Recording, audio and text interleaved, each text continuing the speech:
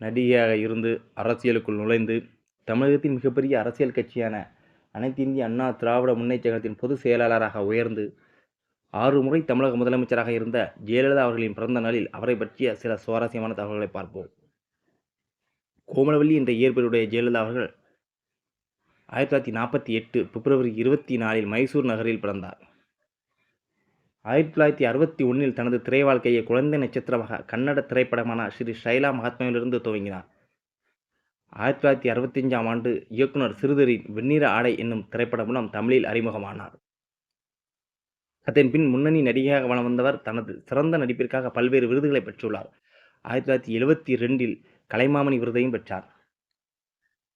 1982 ஆண்டு அனைத்திந்திய அண்ணா திராவிட முன்னேற்றக் கழகத்தின் உறுப்பினராக இணைந்து அரசியலில் அடியெடுத்து வைத்த ஜெயலலிதா பெண்ணின் பெருமை என்ற தலைப்பில் தனது முதல் உரையை ஆற்றினார்.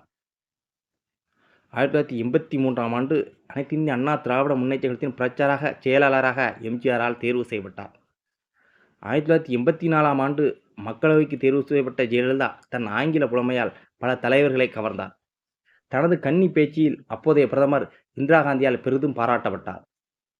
1989 ஆண்டு நடைபெற்ற சட்டமன்ற தேர்தலில் போட்டியிட்டு வெற்றி பெற்ற ஜெயலலிதா அவர்கள் தமிழக சட்டசபையின் முதல் பெண் எதிர்க்கட்சி தலைவராக செயல்பட்டார்.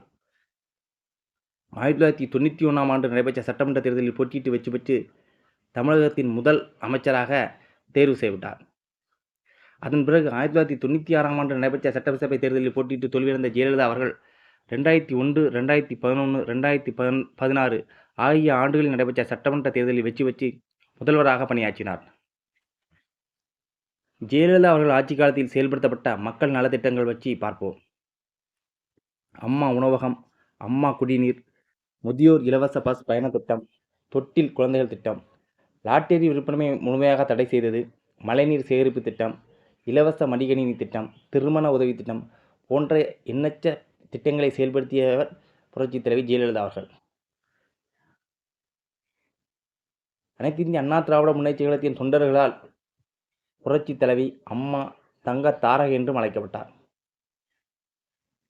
2016 செப்டம்பரில் உடல்நலக் குறைவால் மருத்துவமனையில் அனுமதிக்கப்பட்ட ஜெயலலிதா அவர்கள் 75 நாட்கள் மருத்துவமனையில் தொடர்ந்து சிகிச்சை பெற்று வந்த நிலையில் 2016 டிசம்பர் 5 இயற்கை எய்தினார்.